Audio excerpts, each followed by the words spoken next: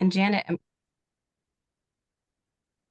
and now things are official. I see that chat building up. It's nice to see some Navigator people. I know there might be some people from Windermere and some projects who we've talked with along the way. Welcome to you all. We are so happy that you are here. And in the interest of time, I would love to get rolling. So I just want to set the stage. A couple of things. We've got a really great hour-long session today, and we're really hoping for a robust Q&A. So as you've got questions and answers, you can see on the tab that there's a Q&A tab. Go ahead and fill in your Q&As as they come up there. Presenters will be looking at that throughout. So if we can answer questions in real time, we'll do it. If not, we'll get to them at the end, and we should save a good 15 minutes at the end for conversation. I I want to do a shameless plug of the CFI conference to those of you who are here.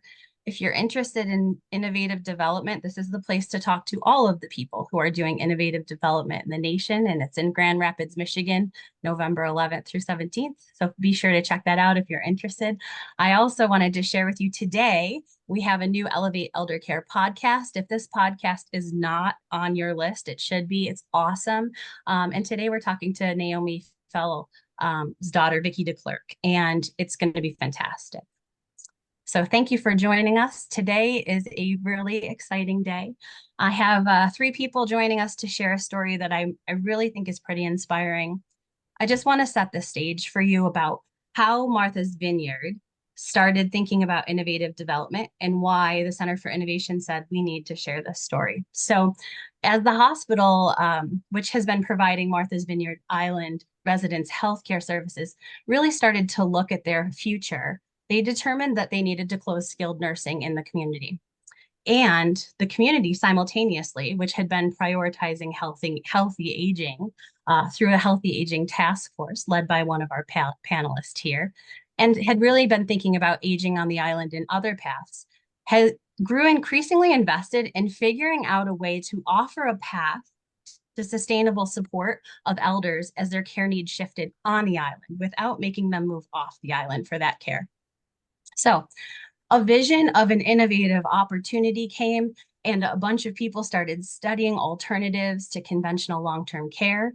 And what emerged was a community of change agents, many of you here today, who began working really closely alongside the community, stakeholders from the hospital, and islanders to create something new. And we're lucky enough to have two of those innovators, and David McDonough and Patty Moore, with us today. They're going to share how they kept the vision and engaged the support of Chris Perlitz. I think he's a brilliant financial investment banker from Capital Investments, Municipal Capital Investments.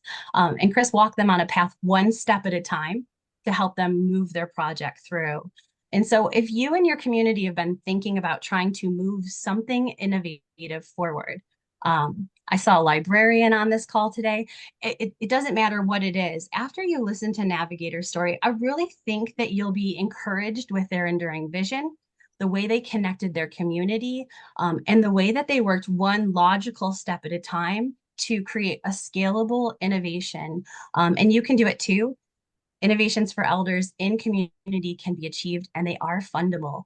And sometimes it's long-term care solutions that can be met through conventional skilled nursing or conventional AL certification, or it could be creatively leveraging home and community-based services through PACE journeys. Whichever journey you are on, at CFI, we are always looking at the data and the research, and what it's demonstrating is that you've got to be looking for something that's desired by the market. It's got to be customizable and flexible, and something that's supportive of solutions for staffing and workforce. And finally, it's got to be something that prioritizes personhood. So that's kind of why we're here together today. I want to introduce you to Chris, who I said is an investment banker with Municipal Capital Markets Group. He works with a wide range of investors, clients, and so he can fund different risk profiles from high-rated to non-rated. In addition, He has thorough knowledge of the landscape of finance policy and the evolving financial regulatory landscape. He has been really active working with the USDA and continues to achieve optimal terms for issuers leveraging federal lending programs. And that's exactly what he did for Navigator Homes. The capital market securitizations he can use and private placements as well. He's going to talk with us about all of these and kind of give us a lay of the land about how they work and who would work with what. He holds a bachelor's degree from the University of Colorado at Boulder and actively works with nonprofits in the Denver area, where he lives with his wife and two sons, enjoying the Rocky Mountains via cycling, tennis, golf, climbing, and skiing. And I'm sure we are all jealous of that. So Chris, thanks for kicking us off today with a high-level overview of lending options and helping us think through what we might want to think about when we're looking at financial partnership. I'll turn it over to you. Yeah, hi. Nice to meet you. Again, a little background on MCM, Municipal Capital Markets Group. We're a broker-dealer investment bank registered with FINRA and the SEC. We provide underwriting work or advisory work depending on what the needs are for particular projects. From an advisory perspective, we were number 5 last year. We had about 11.5 billion in advisory, and that's negotiated non-rated underwritings or negotiated underwriting. Some of those are rated. And then we also have an underwriting side as well, which the founder and several other partners here come from healthcare. We've led the market in DD facilities, development disabled facilities. I think north of 2,000 facilities we've financed over the years. We've been around since 1989. I think we have close to almost 1,000 years of experience between our bankers here. All we do is generally sort of outline credits. Senior care is one of the most difficult credits out there, as everyone in this field probably knows. In fact, it's actually one of the highest default rates within the capital markets from a bond perspective. And so there's a lot of different sort of undertones of risk that people look at depending on the type of project you have. And generally speaking, going in the bond world and also working on the banking side, I also have spread my wings into the USDA rural development programs because, frankly, those capital available in that market is the cheapest, right? So if you start from the very bottom, the goal is to find the cheapest cost of capital, right? And have it as leveraged as you can, as best you can, being thoughtful towards future cash flows. But in this particular case, I focused on the rural development programs for Navigator. When they reached out to me a few years ago, they said, "How can you fund this?" I said, "Well, we can work on trying to leverage the federal programs to get a direct loan, which at the time and still even today is the cheapest cost of capital, somewhere around 3.5%, 3.75% fixed for 30, 40 years. So no one can touch that in the general market. Banks can't touch that. There's no cost of issuance to that capital, by the way. The requirements of applying a project in a rural market, it depends on the size of the community, and there's all checks and balances that we go through with the rural development to ensure the projects will fit within the program's requirements on a size base. But there isn't really a problem from the par amount. You can go up to over 100 million even for project sizes with rural development if they are in qualified rural markets. But as you move down the credits, Chris, yes. Sorry to interrupt your flow. Can you get closer to your computer microphone? Some people are having a harder time listening to you. Okay. Thank you. Yeah, no. So in the case of Navigator Homes, they'd reached out and said, "What's the best way for us to finance this? How do we finance this?" And so rural development was I think the optimal choice because the rates were the cheapest, lowest, I should say. And then it requires certain contingencies. It requires an equity contribution.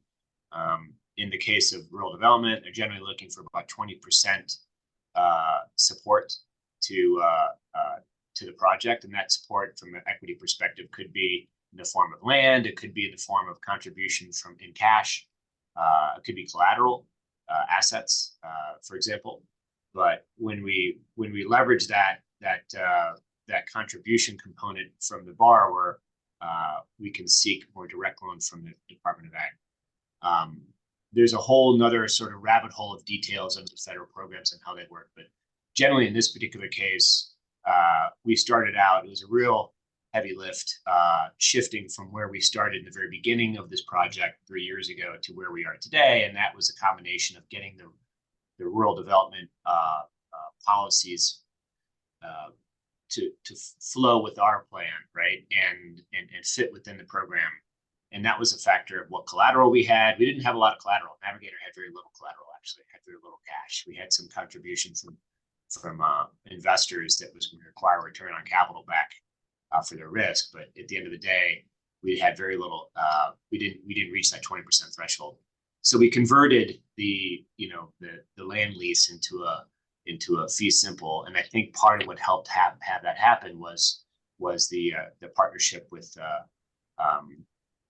with the community and with the existing hospital, and understanding the federal program was willing to step in and provide some support to the project. And so that was a big trigger point of the project from a capital stack perspective.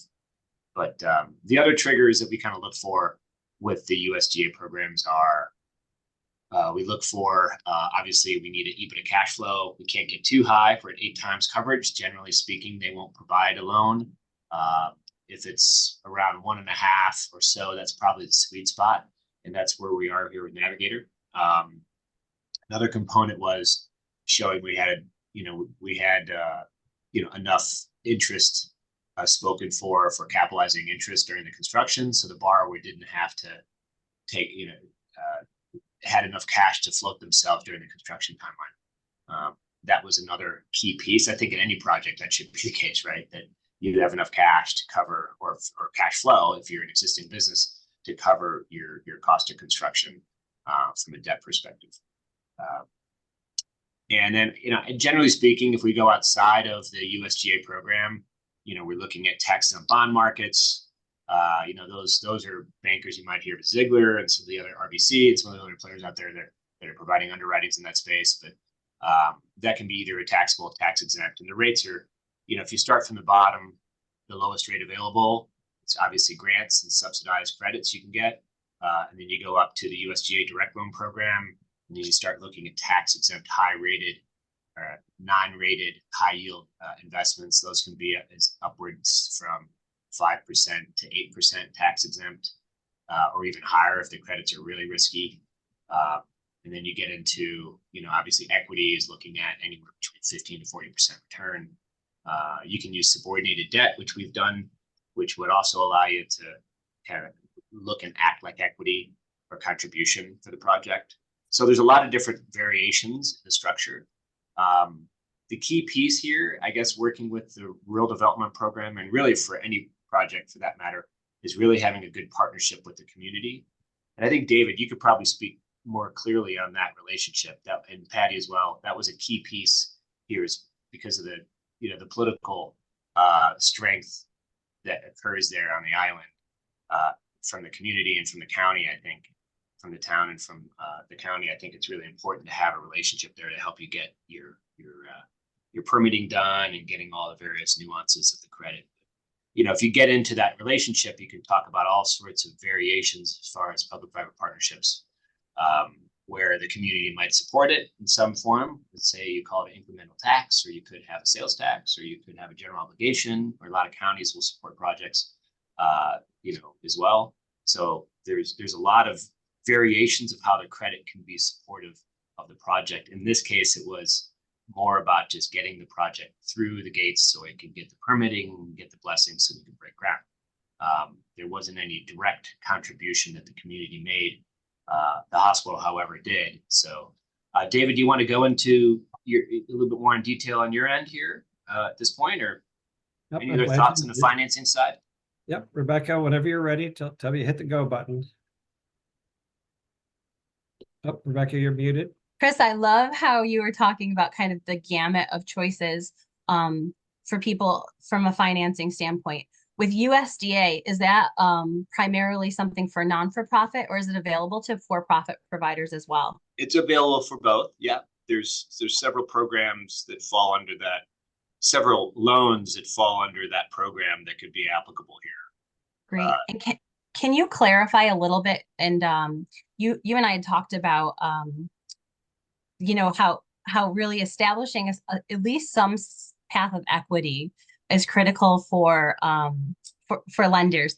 Can you talk about how you help Navigator close the land process so that they had something to really kind of get these favorable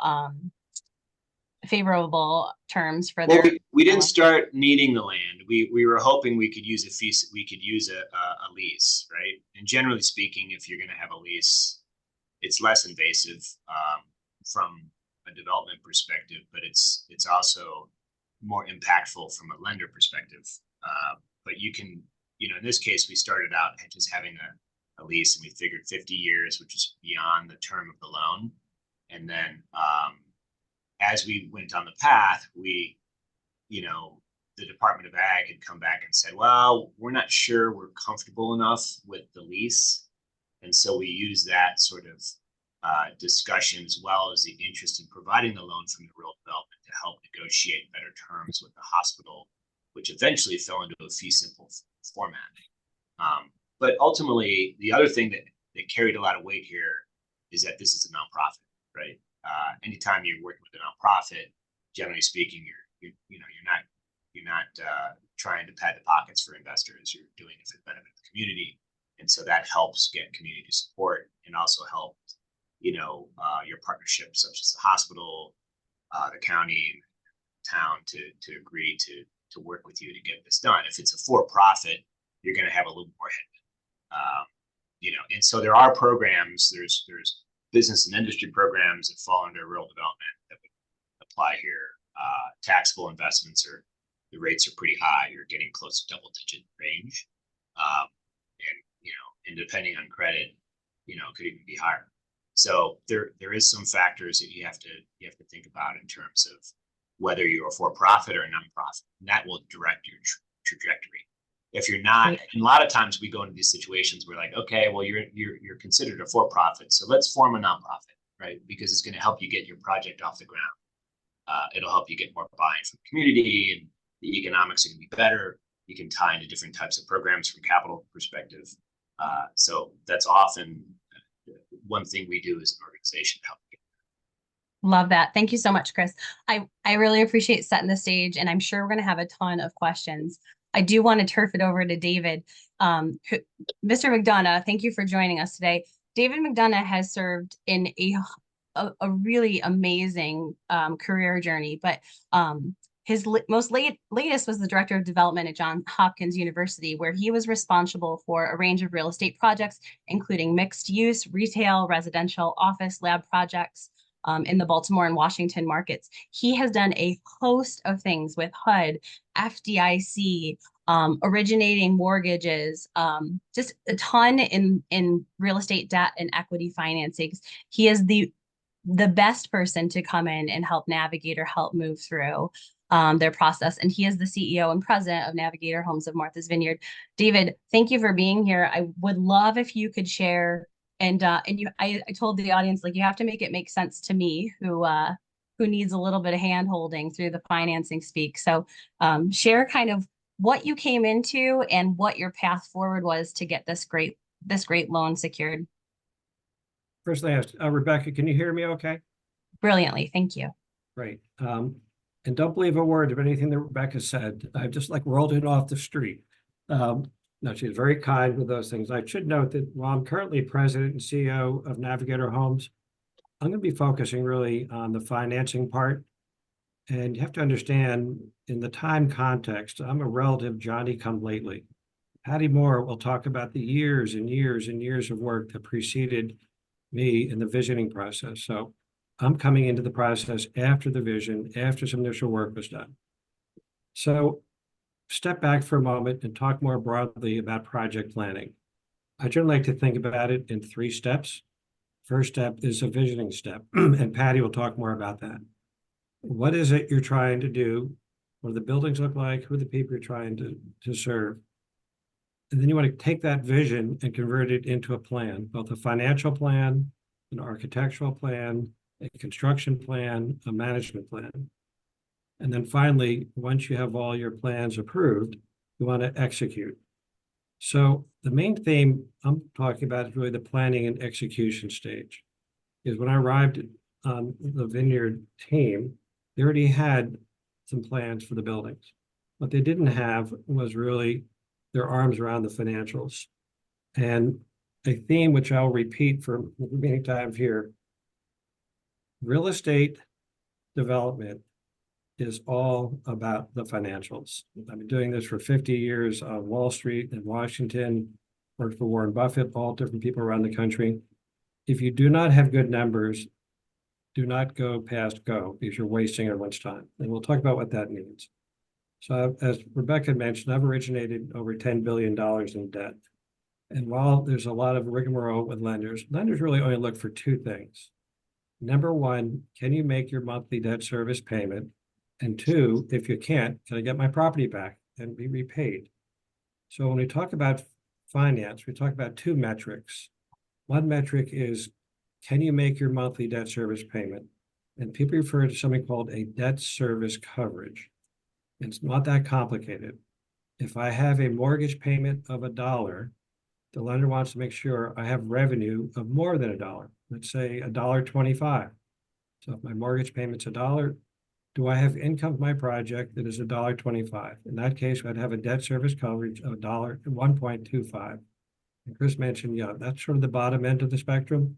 We'll have a debt service coverage closer to 130, 140, 150. So every dollar you have to pay the lender, you want to make sure you have available resources, $1.25, $1.30, $1.40, $1.50. The second test is, okay, if you can't make your debt service coverage, can I foreclose and get my money back? So if I have a project worth, say, 50 million, lender wants to know, guys, I'm not going to lend you 50 million. I'll only lend you perhaps 80% of that. And it's called loan to value. In that case, if I had a $40 million loan against a $50 million value, I'd have a loan to value of 80%. So those two metrics really drive the whole financing structure.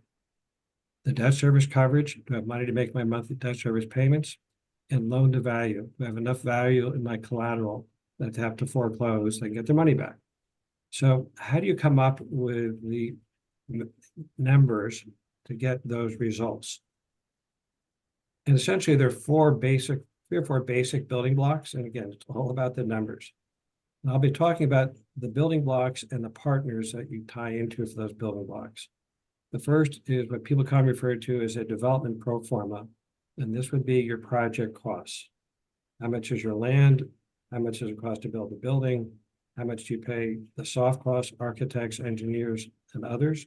And how do you pay your financing costs? And each one of those components have separate partners you draw on to get that information. You know, for the hard cost, you should be finding a general contractor you can work with to get their estimates of costs.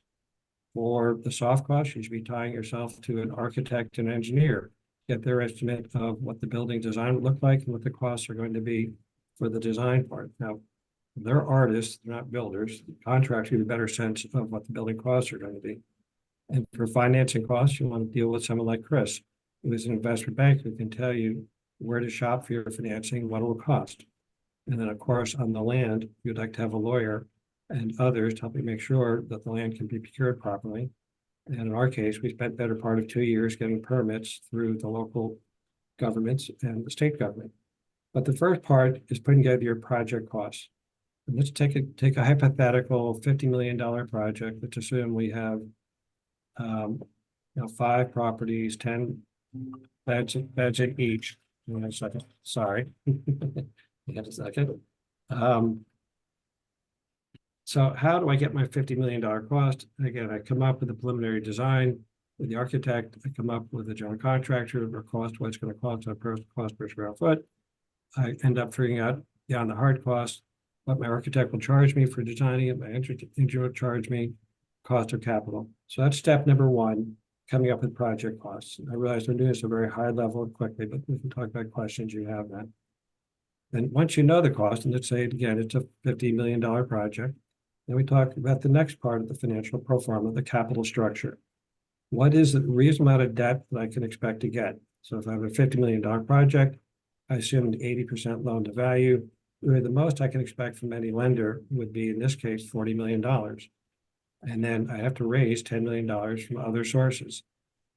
And the lender for that 40 million is going to want to look at my operating pro forma, which is the next building block, to figure out, do I have enough money to make their monthly debt service payments? So we go from the development pro forma with project costs, the capital structure for how you'll come up with sources to pay for those costs. And then the third component is an operating pro forma, where in this case, again, we start out with a unit mix. We said hypothetically 5 buildings, 10 beds each, so we have 50 beds. What's our unit mix? What percentage of the beds we Medicare and Medicaid? What percentage would be private pay? In our case, we're taking a project from the hospital where it's mostly Medicare and Medicaid. And unfortunately, the government reimbursements don't cover the cost, so the hospital is losing about $3 million a year. We did not want to replicate that model. So our model assumes we'll have 60% Medicare and Medicaid and 40% private pay. Private pay is very expensive. You have to make sure that your market can accommodate that. But the operating pro forma looks on the revenue side, that unit mix, how many beds you have, what the rents will be for Medicare and Medicaid, what the rents will be for private pay. And then on the expense side, you want to work with an operating manager, work through people that manage these properties day in and day out, and get as detailed a list of all their operating expenses as you come up with. And you take the revenue side, you take that list of operating expenses, and you combine the positive numbers from the revenue, the negative numbers from the expenses, and come up with a net operating income, which you hope will be positive. David, Yeah. that was awesome. I loved how you shared that. And I'm thinking about the navigator journey. And because it's an innovation, you had to work on an operating pro forma that took into account what was traditional structure and where you were heading to innovation. Can you speak a little bit to that and how your journey with market studies and market feasibility studies has emerged and evolved through that process? Well, again, the key point that we want to make through all this is you have to deal with facts. Having hopeful and wishful thinking is not facts and it's not really worthwhile. I would make a distinction.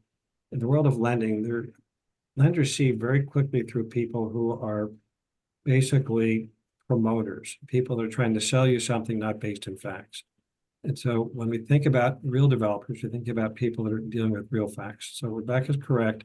You start out with a market study, a third party that tells you where they see the market is and where the rents are. The most important thing you do is shop all the comparable properties that are in your market and figure out, okay, how many other greenhouses are they? How many other skilled nursing facilities are they? How many other assisted living properties are they? What is their unit mix? What are their rents? And it's not that hard. You just walk in and say, what do you have and what do you charge me? Look at their brochures. But collect as much market data as you can to understand what's going on in the market. And so we start out with some initial market studies, but we end up working with both Rebecca and our prospective property manager to get their sense of where the rents should be and where the expenses should be. And that process took a long time. The largest part of the expense is the staff, which is generally somewhere between 70 and 80% of all your expenses, operating expenses. And I just liked a very simple model. People make it way more complicated than it needs to be. We just put together a 7-day week and said, okay, for every day of the week, what person comes on the property at what time, how many hours do they spend, what is their cost? At the end of the day, you take all the hours for all the people in the course of 7 days, multiply it times 4 for the month and 12 times the 12 months, and that gives you a background for what the operating expenses are going to be. Does that answer your question, Rebecca? It does. Beautiful. We have about 2 minutes left, and I would love it if you talk about how you really use the relationships that you've cultivated over years of work to help move that USDA process through, and also rebased your expectations in market when the comps weren't the right comps. Can you talk a little bit to that? Perseverance is a term that comes with dealing with any project. And as Chris had mentioned, USDA has been fabulous. And the fact that Chris was able to lead us through USDA and that we've closed on $53 million of debt in early January at the imputed rate of 3.5% is extraordinary. the process, we have a very good team, we have very good board members. We have that whole list of people we talked about earlier, the contractor, the lawyers, the architects, the engineers, the investment bankers. It's a very collaborative process, and my role as developer, I have the good fortune to play the role of the quarterback, to figure out like what everyone needs to do in order to get the ball across the finish line. Our initial finish line was getting a closing, which happened on January 9th. It took all team members on all sorts of levels, including our US Senator, our US Congressman, our local elected officials, moving forward. But to me, Rebecca, it's really not an individual thing, it's a collective effort. And you just need to understand all the players and how they fit in and how they can make it work. Really great. And the last thing, And just go ahead. to find over and over again, if you do not have good numbers, you do not get past go, okay? Wishful thinking does not get projects financed. And understand that it's not just you and your team looking at the numbers. Every lender will be looking, underwriting, have teams of people to scrub every single element of what you're doing. So don't bother presenting anything to anyone until you've beaten the numbers to death and you're very certain they're solid. Otherwise, you're wasting your time, you're wasting everyone else's time. Yeah, I can attest to David beating the numbers to death. Thank you so much, David. I'm really excited to turf this before, and I see lots of Q&A emerging, and I want you to know we'll try and answer as many as we can in the talks, and then we'll also have that time afterwards. So I'm paying attention to those, and the panelists can also look through those. I want to introduce you to Patty. She is one of the visionaries, I think she would say, who has led the Martha's Vineyard project to getting secured financing and to continue moving forward through one step at a time. Patty is an amazing human who's lived on the island since 74, I think. And she had 6 sons and her husband moved there together. After she had been supporting state programs for women and children in New Jersey, Massachusetts, and really working on consensus building processes on healthcare coverage for the uninsured. This is important because it starts that vision that Patty and the Navigator board had. Patty on the island is the founder of Healthy Aging Martha's Vineyard. And she is a planning and advocacy coalition for 70 leaders representing 37 nonprofit and municipal organizations. She is a delight and has championed continuing to reset the vision at each path of the way. And I'm really glad to have you, Patty. Thank you so much for coming. Before you start, I do want to shamelessly plug that we have a if you're interested in this and really diving deep into operating pro formas, capitalization paths, and really talking about like your specific project, this is well worth your time. It's in Little Rock. It's in 2 weeks. And we're having a development workshop there on the 19th and 20th. You will meet a for-profit provider who has 63 homes, all in a non-conventional model. And he is really transparent and loves to share his story, but we can also work with you to talk through yours. And now, Patty, I can't wait to turf it over to you. So thank you. Thank you. I want to start with David's last words on his slide, which was dogged advocacy. I love it. David, it's now going to be mine. I think it's required in all of our efforts to expand services to the elderly in all of our communities. I am going to focus on, from a community standpoint, and bow with great thanks to both David McDonough, who's been a fabulous job on our team, and Chris Perlitz, who has remained a name in the background until very recently, put a face to it, but could not have occurred without him. And to Susan, Ryan, and Rebecca from Greenhouse, who have been real partners in all of this. And for me, partner from the very beginning. I started this journey when my husband got Alzheimer's in 2011. And I looked at elder services on the island and the current and 5-star, and truly it was a 5-star nursing home at the hospital. But it was an institutional building, and it shared bathrooms, and I did not want him ever to be there. So I started looking at other things that were happening in the nursing care field and came across Bill Thomas's writings. I commend him still to you. He's written several books, but he actually came up with the notions originally for greenhouse model. And that led me to Susan Ryan in the early days of greenhouse development. And to see that a different model, both in structure and in approach to life, and I do mean life, to the greenhouse model of real home, meaningful life, and empowered staff would make a huge difference in the lives of many, many people. So I'm going to take you through what has been our journey here on Navigator to get where we are today and opening 5 homes a year from now. So think about what is in your community, who is your community, what do you know about them, what services do you have, who provides them, because your services system provides you with the allies that you have to work with, and where they see gaps and you see gaps, you can have a common bond in seeing how to bring answers to that. When we looked at that, we believed that a different kind of nursing home, particularly if the hospital was not going to continue to provide nursing home services, it becomes a lifeblood for the hospital as well as for the people in the community. Without a hospital for people to be discharged to, without a nursing home for the people to be discharged to, it really makes a huge difference in the in how the hospital itself can operate. And they go on over on the Vineyard. That means going to Boston or to the Cape, but usually to Boston.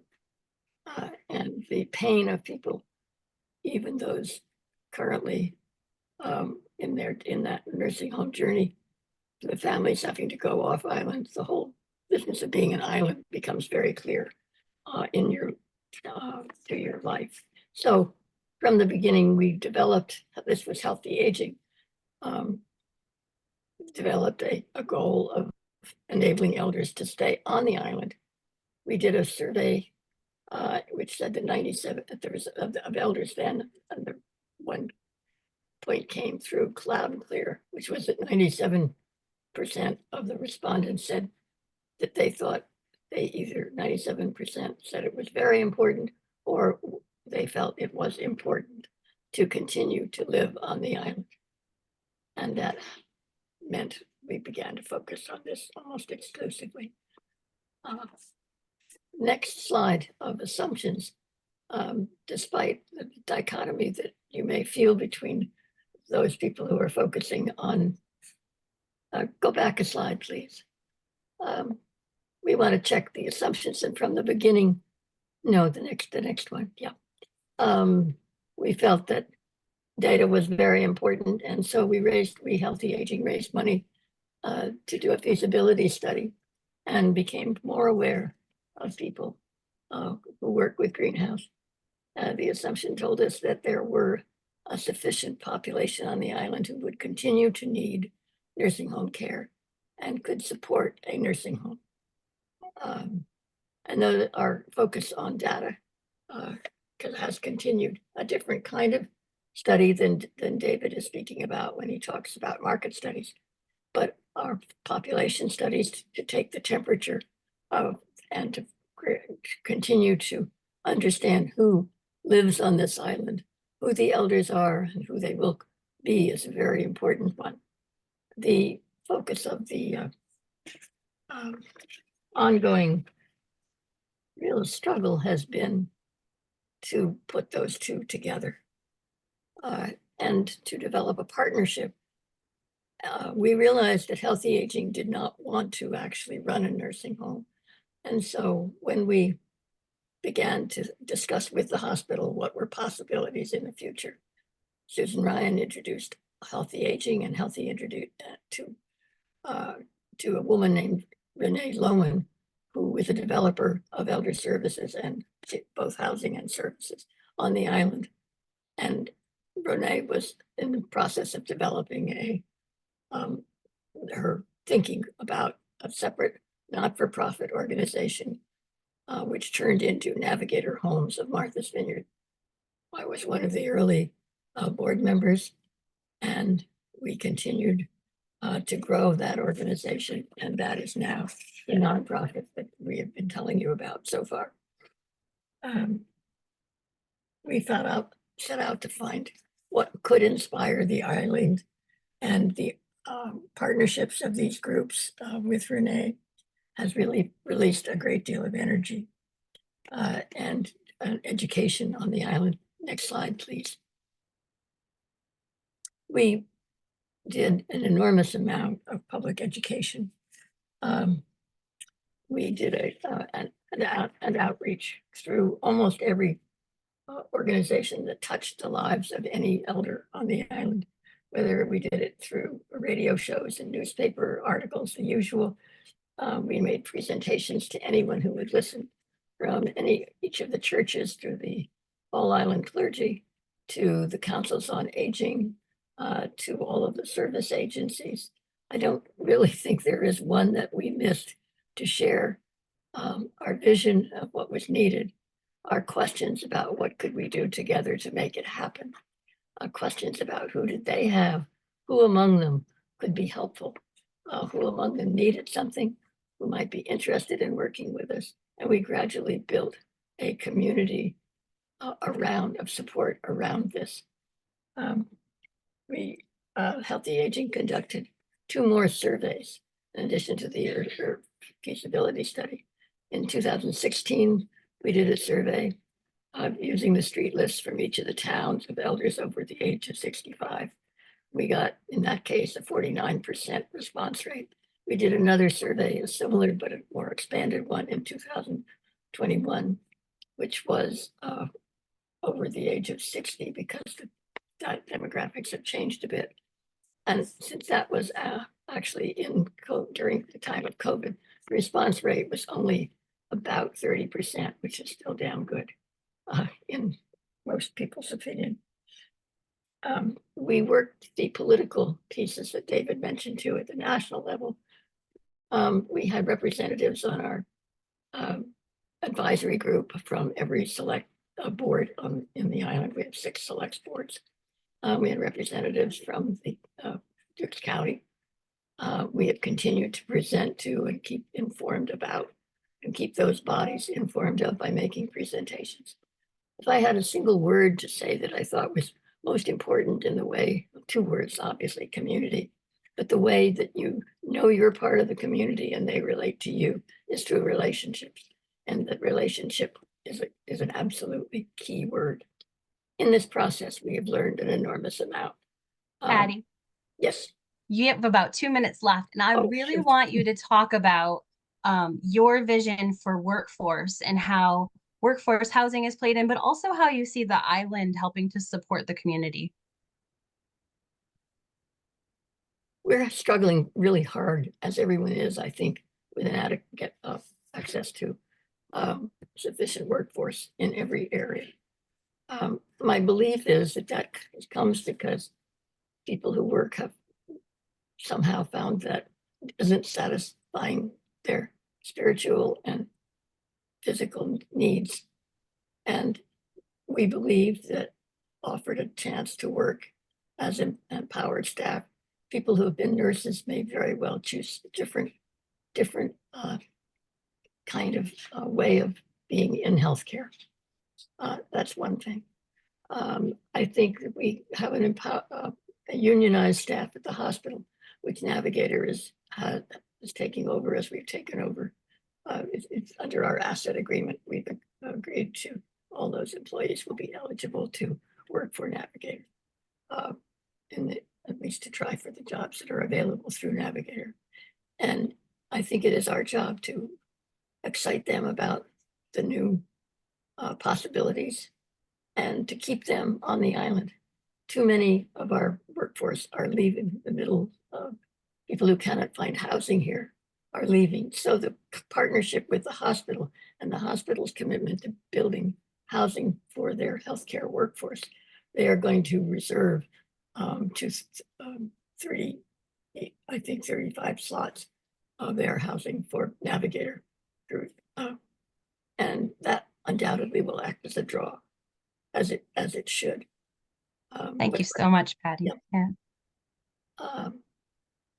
Any got- parting wisdom? Yeah, don't let them. If they tell you that you've always done it this way, push back, because we can do new ways. Greenhouse opens a new way of acting and of serving. And I believe that as long as the vision remains clear and you continue to bring people to that vision, you will succeed. Great. Thank you so much, y'all. We are going to go into Q&A, and I think Susan Ryan is going to help us facilitate that. So I will be hiding. Well, don't go too far, Rebecca, but this was really fantastic, and thank everybody for being a part of it. So a few questions, and David, I would throw this first one out to you. A couple of them. First of all, I wanted to know if you have pro forma templates to share and kind of your start to close timeline. When did you start and to get to the closing date? Well, again, Patty has already articulated the years it took to go through the vision to make a deal with the hospital. That occurred in 2019. I didn't really come onto the scene until 2021. And the woman who was our leader, Renee Lohman, passed away in May of 22. So basically, I was helping her in calendar 21, taking over in 22, and we closed on January 9th of 24. That gives you a frame of reference. That's wonderful. And then you got the large USDA loan. Does the 40% private pay pay the full debt service? Now, it's a combination of the Medicaid, Medicare reimbursements, which do not cover the expenses, so there'll be a shortfall if you just rely on that, and the private pay revenues taken together cover the operating expenses and debt service payments. Got it. Okay. So a word about pre-development management costs, and maybe Chris, you can help with this. Will lenders fund the pre-development management cost as part of the soft costs? I think that depends on the borrower. I hate to say that general question, but yeah, I mean, there are some mechanisms that can be used to fund pre-construction, costs, etc. Most borrowers generally use that out of pocket, pay for those costs to themselves as a part of the development cost, putting something together. But there's an organization that has existing operations and is generating positive cash flow, you can get you can get lenders to provide some support to that pre-construction cost. Hey, Susan, if I could jump in, really two different thoughts on that topic. In the conventional development world, when you're doing pre-development work, you're basically signing up people, architects, engineers, and lawyers, and many others, on the predicate that you don't have any money to begin with and you don't have a project. And if you guys want to be on our team, prepare to work for months for free. And it may be at the end of the day, we have a project and you get paid. Or it may be that we don't have a project and you don't get paid. So to me, particularly for nonprofits and mission-oriented projects like the Greenhouse Project, people should not be shy about testing the commitment of their partners. A, and B, should you not have people who are willing to do it on a pro bono basis until it gets closed, then you need to find angel investors and other investors. We had several in our case, but be prepared to pay a risk-adjusted rate of return.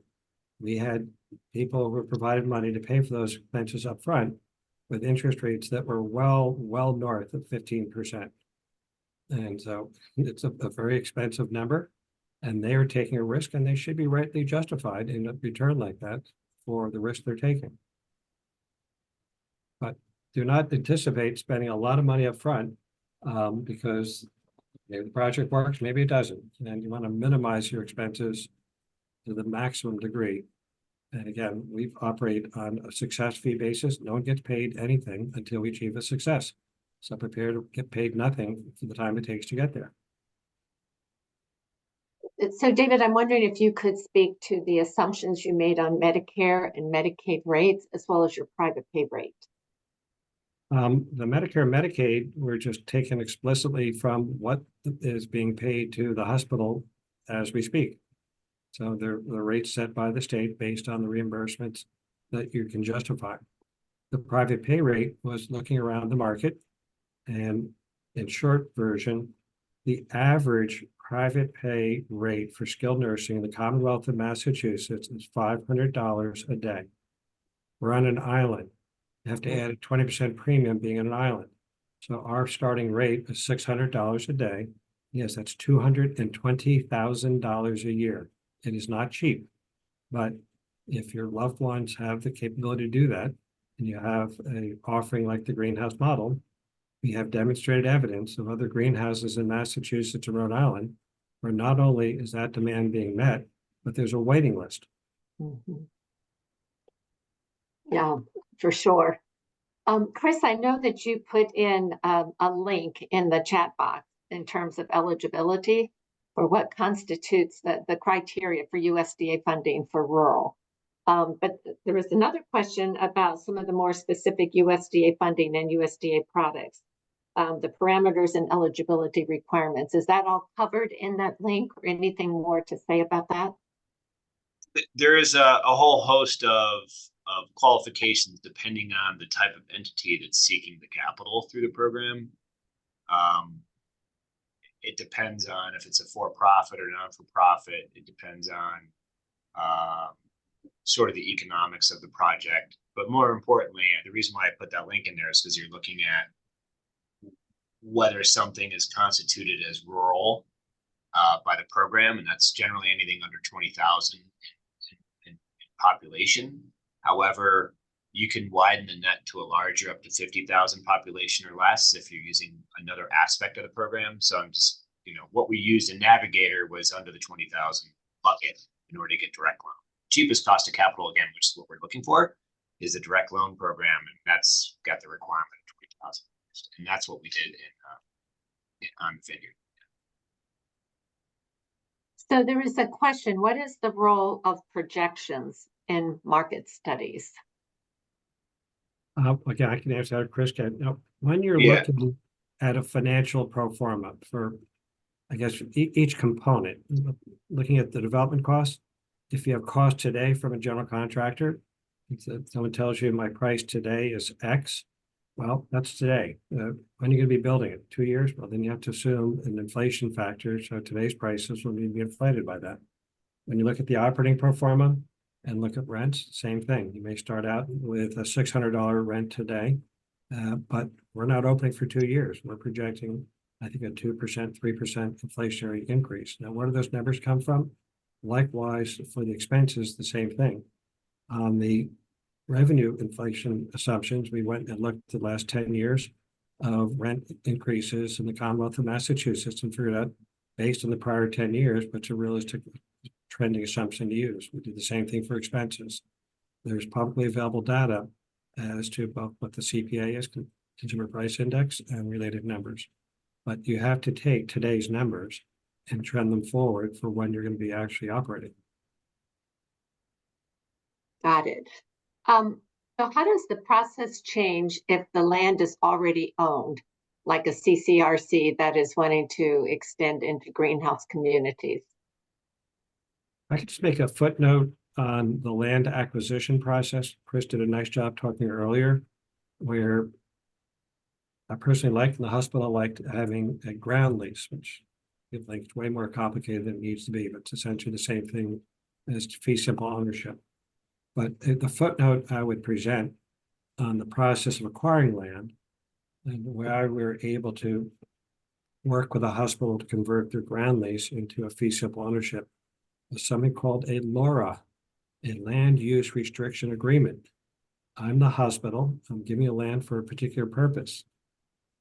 Our deed is very appropriately constrained by a land use restriction agreement that says, as long as we're using our property for skilled nursing, we get to keep the land. If someone hits the wall and we all die and someone says they want to put a McDonald's on it, it reverts back to the hospital immediately. So we should think about voluntary land use restriction agreements with your land. But to answer your question, if somebody has title to the land, then the first thing we need to do is check what the zoning requirements are that allow you to do something with that land. In our case, as Patty and others have noted, the town we're in Edgartown, Massachusetts, was clearly the fountain of youth because they had no zoning for seniors. They assumed that no one would ever grow old. They'd never need senior housing. So we had to go to a town meeting and revise the entire zoning code. So we had a project that would be eligible to be built on the land that we had. It's pretty fantastic. And Chris and David, your email addresses have been requested if you're willing to share. And Janet, I'm going to ask if you can grab that link. I think when Chris put the link in, it went just to host and panelists. So if you want to make sure it gets out to everybody. Yeah, sorry about that. No worries. And we'll make sure that when Janet sends out all the materials from this webinar, that we have your email addresses and we've got the link that you put in there, Chris, and certainly the slides that are here. So Rebecca, I'm going to turn it back to you. I just want to thank you all so much, Susan. Thank you for moderating that because my head was like, whoa, and I have a million questions that I could keep this conversation going all day long. I'm really interested in setting up a non-for-profit in order to move a for-profit forward. So Chris, I'm going to harass you about that. But thank you to all of the people who listened in for this last hour. If you're interested, please reach out and we will send you this recording and we will make sure to keep in contact. Please think about the development workshop and mostly thank you to Patty Moore, David McDonough, and Chris Perlitz for your amazing wisdom. We really appreciate you all. Thank you so much. Hey, Rebecca, sorry for one last disclaimer. I get about 500 emails a day. So I would encourage others to send your email questions to Rebecca or someone other than me. I don't mean to be rude, but it's very Yeah. unlikely I'm going to be getting the emails. I don't do LinkedIn, I don't do Facebook, I don't do anything. So I'm already overwhelmed. So I'm Yeah, send them to me. not a good person to be asking for email information from. Sorry. Thanks, David. No, I appreciate that. And yes, thank you so much. Please do reach out to us at the project. We are happy to make connections and get the answers to those things that you might need. So We can have a develop great day, y'all. common response. Nathalie, I look forward to talking with you soon. Marisa, you too. So long. Okay. Good to see everyone. Bye. Bye-bye. Bye, Liz.